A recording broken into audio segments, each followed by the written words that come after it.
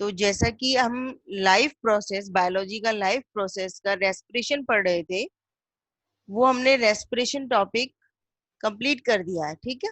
अब उससे रिलेटेड कुछ क्वेश्चंस हैं, वो मैं आपको समझा रही हूँ।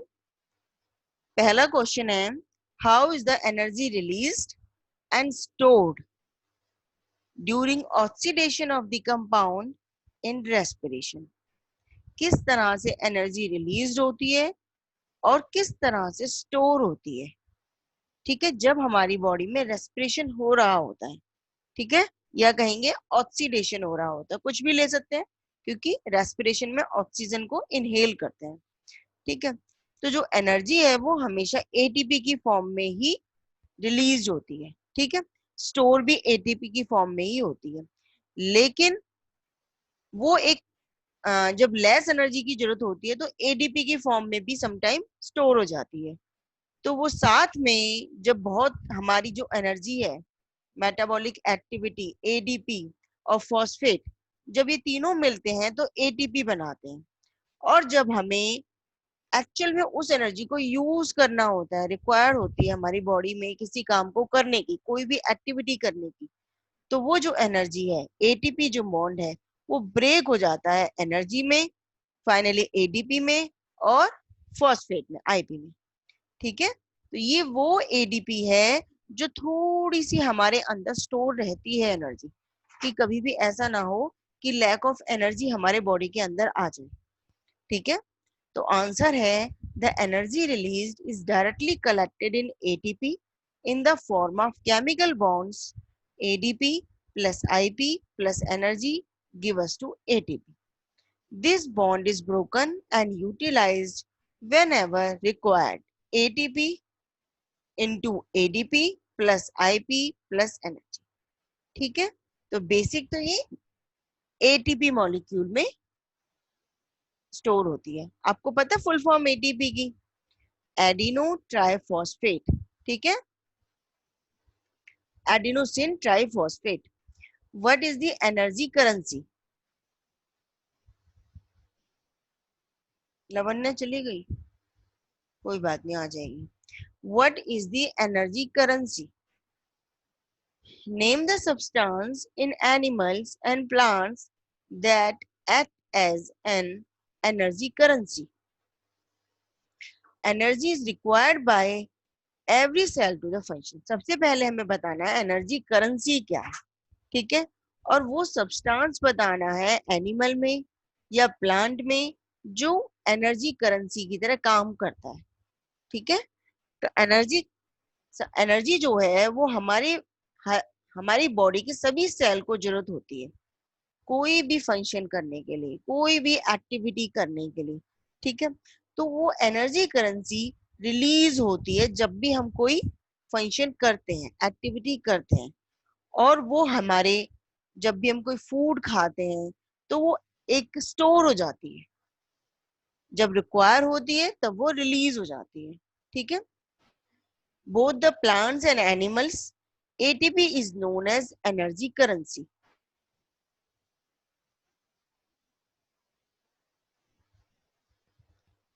ओके बेटा, तो energy is required to every cell to function.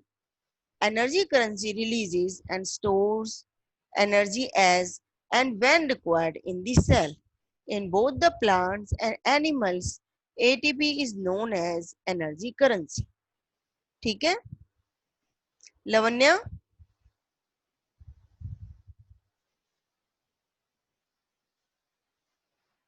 बेटा इस क्वेश्चन को फिर से बताऊं, व्हाट इज एनर्जी करेंसी?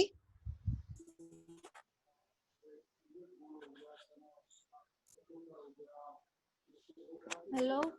हाँ बेटा, हेलो मैम. फर्स्ट क्वेश्चन सुन लिया आपने? हेलो. हेलो लवण्या, फर्स्ट क्वेश्चन सुन लिया बेटा?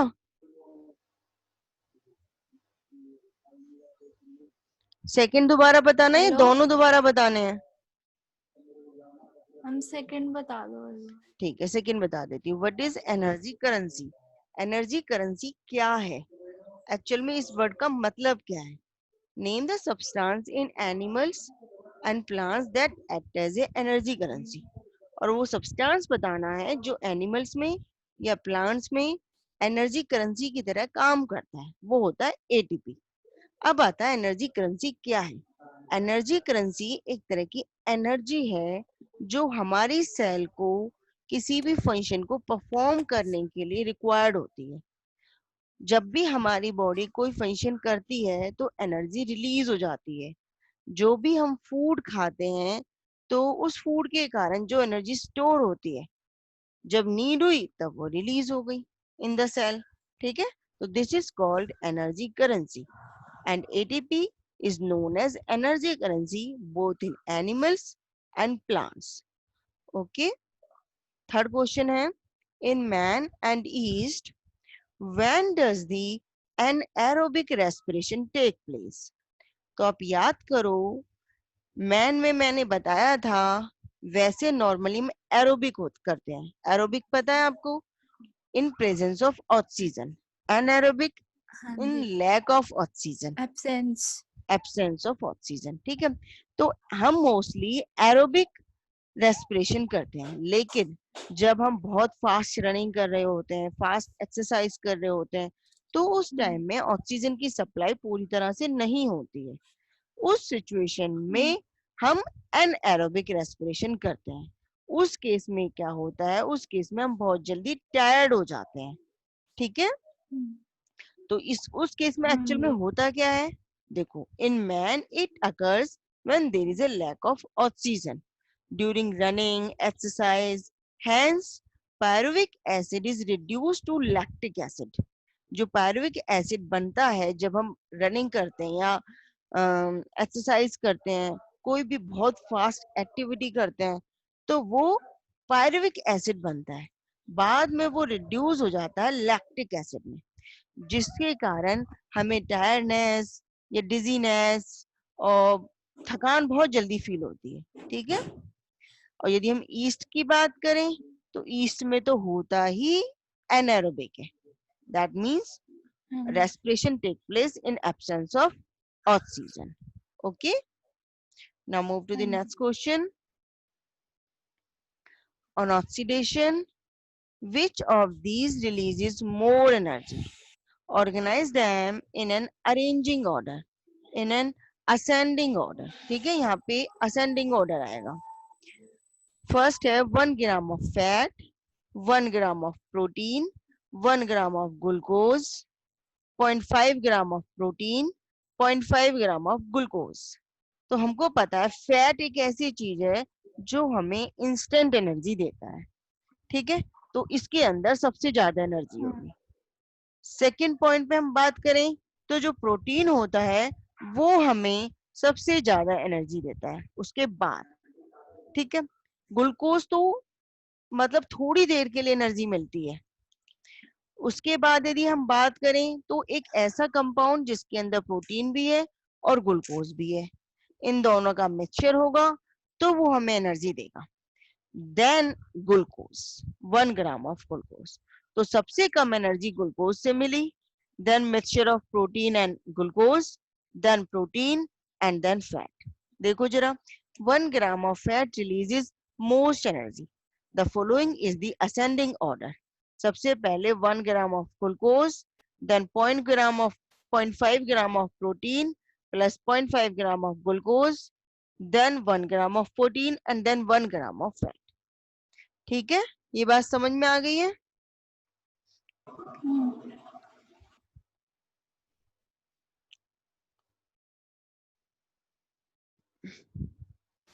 नेक्स्ट क्वेश्चन है,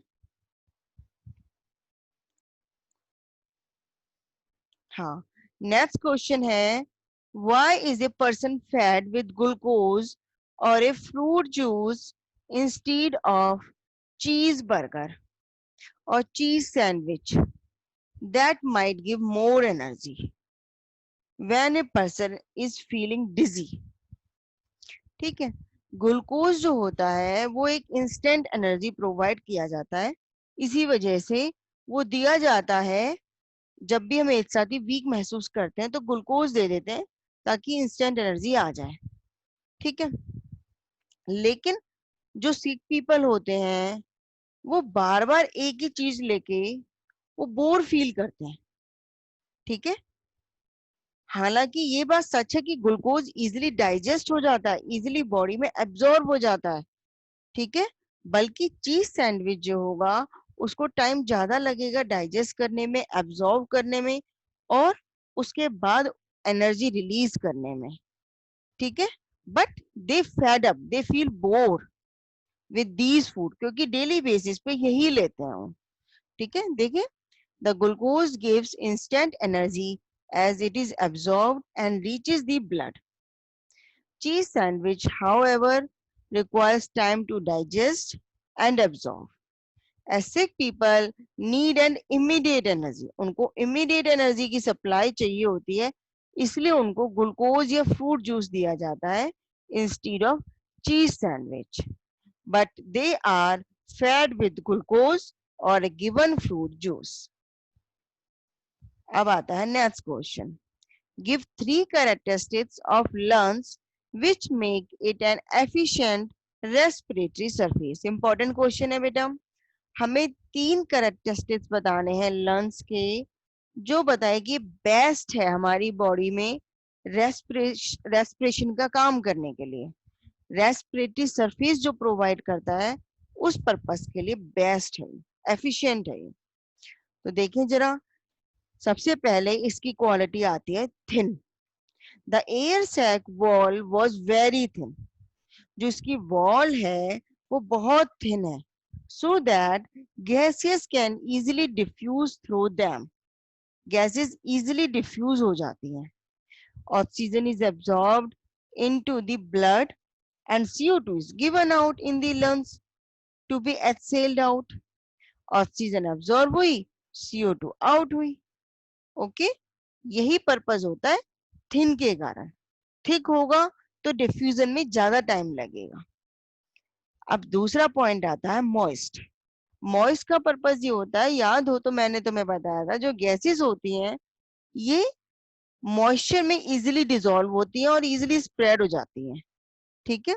तो ये जो लंग है, the air sac are moist with mucus, mucus होने के कारण ये मॉइस्ट हो जाता है, so that gases can dissolve before diffusion. पहले वो डिसॉल्व हो जाती है, फिर वो डिफ्यूज होती हैं, और फिर वो ब्रेन से लेकर लैग तक सभी जगह ट्रांसपोर्ट होती हैं। Then third is large surface area. The surface area ज्यादा होगा, सोचो ज्यादा सरफेस यदि एरिया होगा तो ज्यादा ऑक्सीजन को एब्जॉर्ब करेंगे, तो वो ये प्रोवाइड करता है। The surface area for gases to diffuse through in human lung is रफली the same as tennis court, tennis court की तरह होता है बिल्कुल, ठीक है। The alveoli helps to increase the surface area for absorption of oxygen, okay. The fourth is good blood supply. The air sac or the alveoli have a large capillary network so that large volume of gases can be exchanged and more flow of blood will be flow when more exchange of gases, okay. क्योंकि यहाँ पर large capillary का network है, इसके कारण gases ज्यादा flow करती हैं, एक्सचेंज जो होती हैं, ठीक है, लार्ज वॉल्यूम में एक्सचेंज होती हैं, जिसके कारण ब्लड का फ्लो इंक्रीज होता है, ओके।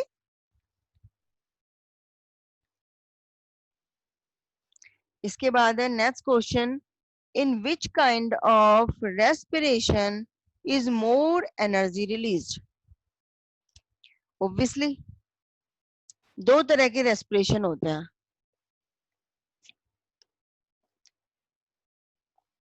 एरोबिक और एनारोबिक। तो एनर्जी किसमें ज्यादा रिलीज होती है, वो होता है एरोबिक, ठीक है। जो ऑक्सीजन की प्रेजेंस में होता है उसमें एनर्जी अच्छी रिलीज होती है। Which part of root is involved in exchange of respiratory gases?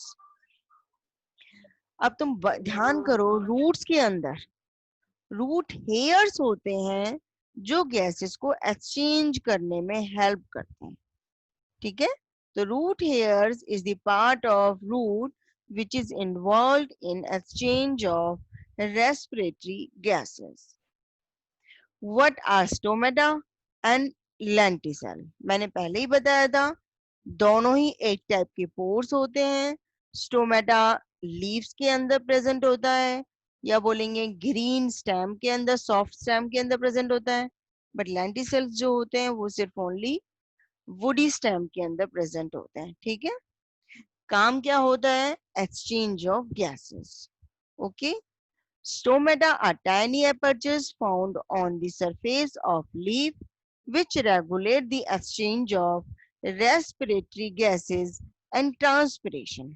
ठीक है, ट्रांसपिरेशन होता है यहाँ पर पानी का इवोपरेट हो जाना, ठीक है।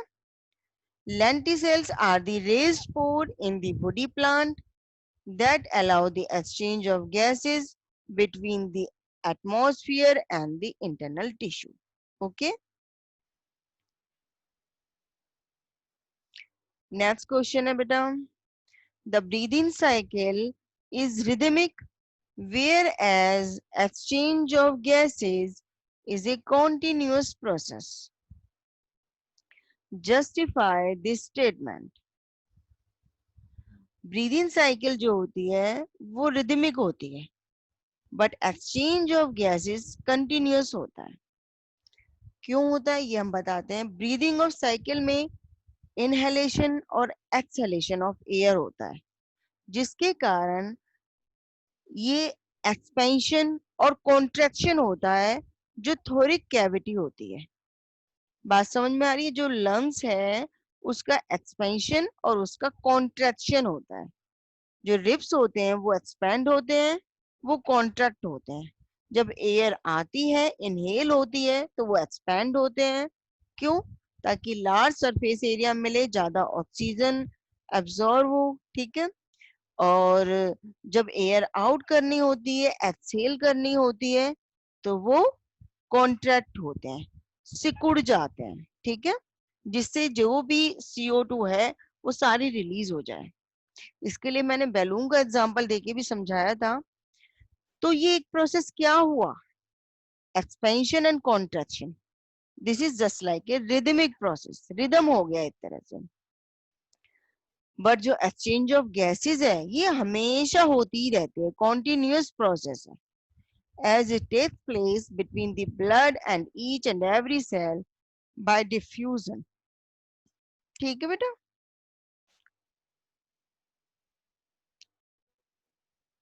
What is it meant by breathing? What happened to the rate of breathing due to vigorous exercise and why? क्या होता है ब्रीदिंग की रेट को, स्पीड को, ठीक है, जब हम थोड़ी डिफिकल्ट एक्सरसाइज करते हैं, ठीक है। The process of taking in oxygen from air in the lungs and expulsion of the CO2 carbon dioxide out of the lungs is called breathing. ठीक है, बिल्कुल सिंपल डेफिनेशन है। ऑक्सीजन का लेना, CO2 को रिलीज करना, ठीक है, लंग्स में से, उसको कहते हैं ब्रीदिंग। लेकिन जब भी हम एक्सरसाइज करते हैं तो rate of breathing increases about 20 to 25 times पर मिनट। क्यों? क्योंकि बहुत फास्ट हम एक्टिविटी कर रहे हैं। जब फास्ट एक्टिविटी करेंगे तो जो हमारे बॉडी के ऑर्गन्स हैं उनको भी फास्ट फास्ट करना होगा, कॉन्ट्रैक्शन एक्सपेंशन फास्ट होना चाहिए रिब्स का। उससे क्या होगा? उससे रेट ऑफ ब्रीदिंग जो होगी वो और फास्ट होती चली जाएगी। It is because during vigorous exercise the demand for oxygen increases. उस टाइम पे ऑक्सीजन की डिमांड जो होती है वो ज्यादा हो जाती है, बढ़ जाती है, इंक्रीज हो जाती है, ठीक है। और ब्रीदिंग जो होता है वो इनवॉलेंट्री होता है। याद है आप लोगों को इनवॉलेंट्री का मतलब? जो हमारी इच्छा से ना हो।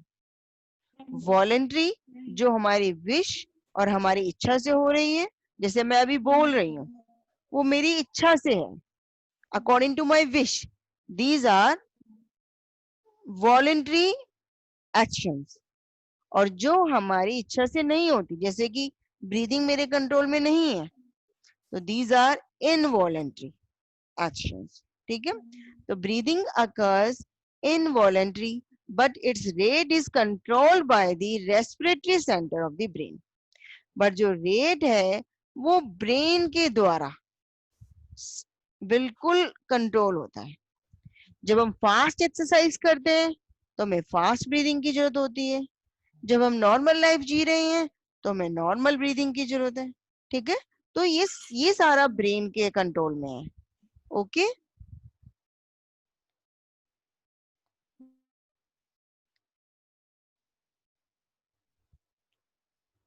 ठीक है बेटा, ये तो हो गए सारे क्वेश्चन। अब हम पढ़ेंगे ट्रांसपोर्टेशन। अभी तक हमने लाइफ प्रोसेस में न्यूट्रिशन पढ़ा है, सेकंड रेस्पिरेशन पढ़ा है, थर्ड अब हम पढ़ेंगे ट्रांसपोर्टेशन। ये सारे लाइफ प्रोसेसेस हैं, मैंने बताया था, ठीक है। Nutrition in plants, nutrition in animals, ऐसे ही respiration in plants, respiration in animals. अब आता है transportation in plant and transportation in animals, ठीक है। तो सबसे पहले हम पढ़ेंगे ट्रांसपोर्टेशन इन प्लांट्स। प्लांट में किस तरह से ट्रांसपोर्ट होता है फूड, मिनरल्स, वाटर, ये सारी चीजें। थोड़ा थोड़ा आपको पता भी होगा, 9th में हमने पढ़ा है, ठीक है। It is an important process to circulate water, essential nutrients, gases, and excretory product within the plant for various purposes. The vascular tissues are responsible for the transportation in plant. इसमें vascular tissues होते हैं जो responsible होते हैं, मैं अभी बताऊंगी detail में। The suction force help in transportation of water and mineral in the plant. एक टाइप का फोर्स होता है जो वाटर को, मिनरल्स को नीचे से ऊपर की तरफ खींचने में हेल्प करता है, ठीक है। तो सबसे पहले हम पढ़ेंगे transportation of water and minerals. Water हम हमेशा ध्यान रखो प्लांट्स में कहाँ डालते हैं, हम मिट्टी के अंदर डालते हैं। मिट्टी के अंदर प्लांट्स की रूट प्रेजेंट होते हैं, ठीक है। तो रूट जो प्रेजेंट होते हैं उसमें रूट हेयर प्रेजेंट होते हैं, देखो जरा डायग्राम,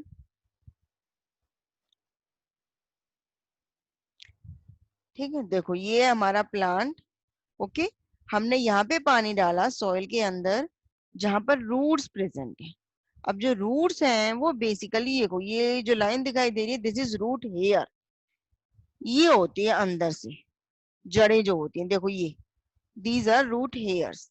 ये सरफेस एरिया इंक्रीज करती है जिससे ज्यादा पानी एब्जॉर्ब करने में या गैसेस को एब्जॉर्ब करने में, एक्सेल करने में आसानी होती है, ठीक है।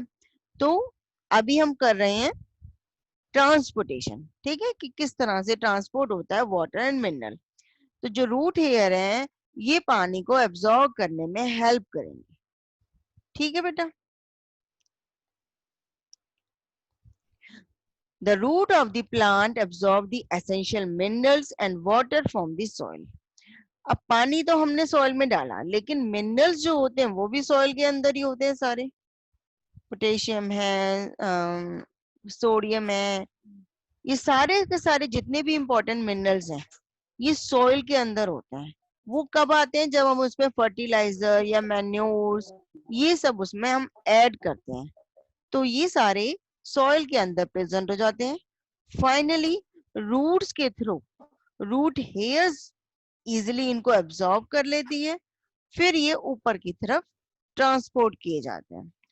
These hairs increase the surface area of the root. ये सरफेस एरिया को इंक्रीज करेंगे and hence allow more amount of absorption, ठीक है। जब सरफेस एरिया इंक्रीज होगा तो ज्यादा पानी एब्जॉर्ब कर पाएंगे, ये ज्यादा मिनरल्स एब्जॉर्ब कर पाएंगे ये, ठीक है। From the roots the water and the mineral are transported to the other part of the plant through special kind of tissue called vascular tissue. Vascular tissues जो हैं उनके थ्रू ये रूट से अदर प्लांट्स में, stem में भी, और यदि हम बात करें लीव्स में, इन सब में पहुंचाया जाता है। ठीक है, तो दो टाइप के टिश्यू होते हैं, एक जाइलम होता है, एक फिलोम होता है। ठीक है, अभी हम इसका डायग्राम भी देखेंगे, पहले हम थोड़ा सा पढ़ लेते हैं। ये एक तरह का वैस्कुलर टिश्यू है, जो मैंने पहले भी बताया था, ये इतना जालिम होता है, याद करने का तरीका बता रही हूँ, इतना जालिम होता है, फूड ट्रांसपोर्ट नहीं कर पाता है। ठीक है, ये सिर्फ पानी ही ट्रांसपोर्ट करता है और मिनरल्स करता है। क्यों? क्योंकि इसे नीचे से ऊपर ट्रांसपोर्ट करना है। नीचे हमारे पास पानी अवेलेबल है और मिनरल सॉइल्स में मिनरल अवेलेबल है, तो यही दोनों चीजें ये नीचे से ऊपर यूनिडायरेक्शनल होता है हमेशा, एक ही डायरेक्शन में, सिर्फ नीचे से ऊपर की तरफ। That is responsible for transporting nutrients and water in the plants. The root cell absorb water and minerals and transport it to the xylem. Xylem carries it to the other part unidirectionally without uses of the energy. Energy को use नहीं करता है वो, और unidirectionally चारों नीचे से ऊपर की तरफ पहुंचा देता है। देखो, ये जाइलम है, ये फिलोम है। ठीक है, जाइलम का काम होता है वाटर को ट्रांसपोर्ट कराना। ठीक है, फिलोम का काम होता है जो भी फूड है, यहाँ पे सुक्रोज लिखा हुआ है क्योंकि वो एक तरह का फूड ही है, फूड को चारों तरफ पहुंचाना। ये बाई डायरेक्शनल होता है। ठीक है, देखो सिंक सेल जो रूट की सेल्स है वहां भी ये पहुंचा रहा है, लीफ है, लीफ में भी है। ठीक है, ये इसके पार्ट्स हैं, कंपेनियन सेल, ये सोर्स सेल, ये हम 9th में हमने डिटेल में पढ़ा था, लेकिन इस क्लास में इतनी डिटेल नहीं है इनकी। ठीक है, बस ये समझना है कि जाइलम जो होता है वो water and minerals and phloem food supply करता है। अब आता है phloem. It is vascular tissue that is transport the food produced by the leaves to all parts of the plant.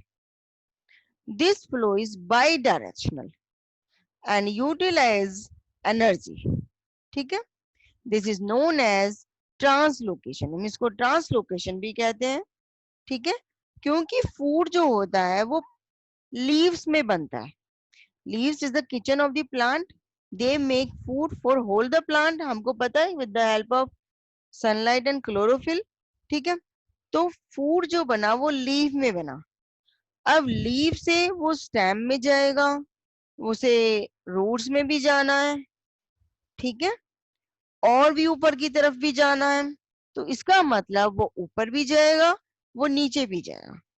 फिलोम जो होगा वो बाई डायरेक्शनल होगा, उसका मूवमेंट ऊपर भी रहेगा और नीचे भी रहेगा। ठीक है, इस केस में जो होती है वो एनर्जी यूटिलाइज होती है, इसलिए यहाँ पर लिखा है। ठीक है, and this is also called translocation.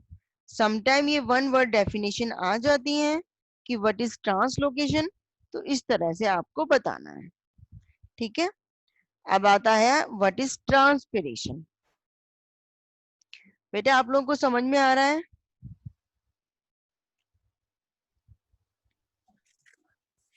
हाँ जी।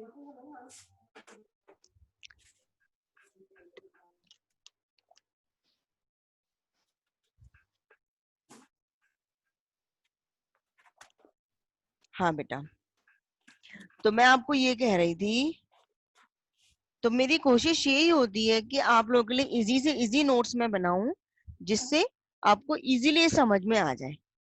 जो बच्चों को डिफिकल्ट लगता है उनको वो डिफिकल्ट ना लगे, बहुत इजी उसमें लैंग्वेज चूज करती हूँ, इजीली वो लर्न हो जाए, इजीली आप उसे समझ सको। तो अब हम थे ट्रांसपिरेशन पे। What is transpiration? एक्चुअल में क्या होता है, जब sometime not all the water that plant absorb is used by them. सारा का सारा पानी कोई जरूरी नहीं है पूरा प्लांट वो एब्जॉर्ब कर ले या यूज कर ले, एब्जॉर्ब तो कर लिया बट वो यूज कर ले, तो एक्सेस पानी का क्या करेंगे, एक्सेस पानी को वो इवोपरेट कर देंगे with the help of stomata. ठीक है, तो उस प्रोसेस को हम कहते हैं ट्रांसपिरेशन। ट्रांसपिरेशन में समटाइम जब पानी सारा इवोपरेट हो जाएगा, जो एक्सेस पानी है, ठीक है, तो फिर क्या होगा, नीचे से फिर और एब्जॉर्ब होगा। तो ट्रांसपिरेशन में एब्जॉर्प्शन ऑफ वाटर भी होता है, ठीक है, और ट्रांसपिरेशन में it help in cooling down of the plants, ठीक है। मैं भी डिटेल में बताती हूँ एक एक करके। देखो, sometime not all the water that plant absorb is used by them, सारा पानी अब यूज नहीं हुआ, ठीक है, तो hence they need to get rid of the excess water in them, ठीक है। The loss of water in plants take place through the process of transpiration, in which water evaporates in the atmosphere through the stomata present in the leaves. With the help of stomata, जो पानी है वो evaporate हो जाएगा। Stomata हमको पता ही है, वो टाइनी पोर्स होते हैं जो कि लीव्स में प्रेजेंट होती हैं। उनका काम होता है exchange of gases and exchange of water, मतलब वाटर का लेना भी और वाटर का आउट भी। जब ज्यादा है तो वो खुल जाता है और पानी निकल जाता है, जब एब्जॉर्ब करना होता है तो वो बंद कर लेता है। The transpiration doesn't in the absorption of water. कैसे? As the water from the leaves evaporates, जब वो evaporate हो गया तो क्या होता है, ये एक्सटेंशन पुल होता है प्लांट्स में, वो जनरेट हो जाता है, जिसके कारण जो वाटर है रूट से वो नीचे से ऊपर की तरफ अपने आप खींचना शुरू हो जाता है। ये एक तरह का सक्शन पुल होता है, जो मैंने अभी पहले भी बताया था, जिसमें कोई एनर्जी यूज नहीं होती है। It generates a suction pull in the plants that brings the water from roots to upward, ठीक है। जब वो एक क्रिएट हो जाएगा सक्शन पुल, तो क्या होगा, पानी अपने आप से अब्जॉर्ब हो जाएगा प्लांट्स में, ठीक है। तो इसलिए हमने कहा है कि ट्रांसपिरेशन के कारण एब्जॉर्प्शन ऑफ वाटर भी होता है। तो सम टाइम ये क्वेश्चन बन के इस तरह से आ जाता है, transpiration result in absorption of water, explain this statement, ठीक है। तो जब सारा पानी इवोपरेट हो गया तो रूट्स में से सक्शन पुल क्रिएट होता है, जिसके कारण नीचे से पानी फिर ऊपर की तरफ खींचना शुरू हो जाता है। This is called absorption of water by transpiration. दूसरे केस में क्या है, the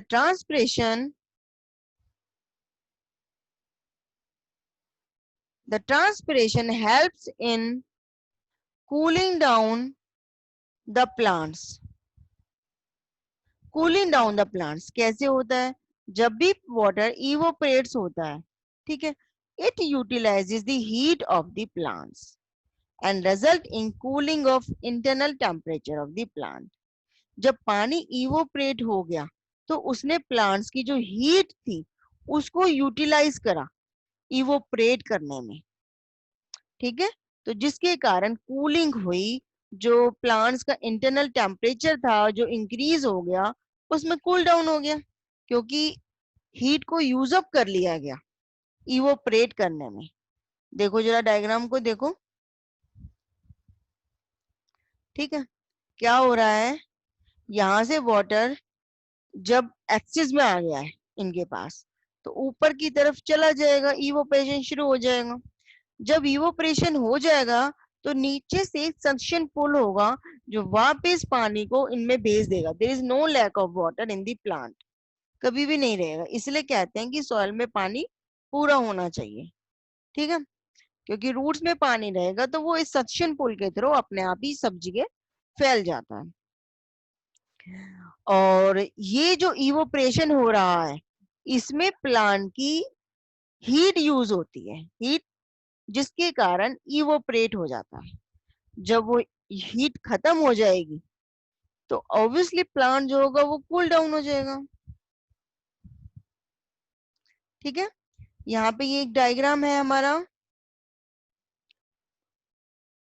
स्टोमेटा का।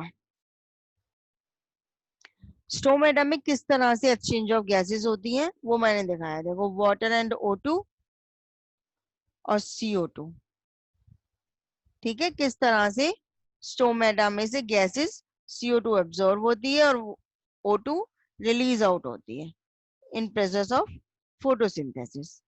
ठीक है, अब इसके बाद आता है हमारा next question, why plants and animal need transportation system? क्यों जरूरत होती है ट्रांसपोर्टेशन की? देखो, हम सभी के सभी फूड खाते हैं, ऑक्सीजन इनहेल करते हैं, वाटर ड्रिंक करते हैं अपने सर्वाइवल के लिए, ठीक है, लेकिन वही चीज वो सभी जगह पहुंचे, बॉडी के सभी पार्ट्स में पहुंचे, बॉडी के सभी टिश्यूज में, बॉडी के सभी सेल्स में प्रोवाइड हो, जिससे वो अपने फंक्शन को, अपनी एक्टिविटीज को ढंग से परफॉर्म कर सके। ठीक है, उनको जो एनर्जी है, जब वो टायर्ड फील हो रहे हैं या कहते हैं वियर एंड टियर हो रहे हैं, पता है ना आपको, जब फट जाते हैं, टूट जाती हैं सेल्स, तो उनकी जगह न्यू बनेंगी। वो कैसे बनेंगी? With the help of this food, oxygen, water, इनकी हेल्प से ही बनेंगी। तो ये इसीलिए जरूरी है ताकि जो भी हमने फूड लिया है, ऑक्सीजन ली है, वाटर ड्रिंक किया है, वो एक जगह इकट्ठा ना होके वो सभी पार्ट्स में, ब्रेन से लेकर टो, सारे पार्ट्स में, सभी सेल्स को ट्रांसफर हो, ट्रांसपोर्ट हो, ताकि सभी पार्ट्स, सभी सेल्स अपना फंक्शन प्रॉपरली ढंग से कर सके। ठीक है, इसीलिए ट्रांसपोर्टेशन सिस्टम की जरूरत होती है। देखो जरा, we know that all living organisms like plants and animals need food, oxygen and water so that they can survive. ठीक है ना, ये तीनों चीजें जरूरी हैं। These elements need to be delivered to their body parts so that they can function properly. Hence, all the living organisms need a transport system in their body. Okay?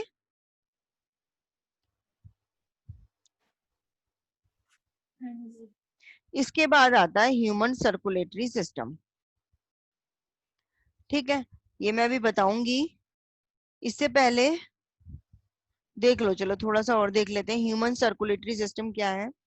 ठीक है, अब जैसे कि ह्यूमन सर्कुलेटरी सिस्टम में main हमारे पास heart होता है, Wien और आर्टरी, जिनके थ्रू हमारा फूड, हमारी ऑक्सीजन, हमारा ब्लड, ये चारों तरफ सर्कुलेट होता है या कहेंगे ट्रांसपोर्ट होता है।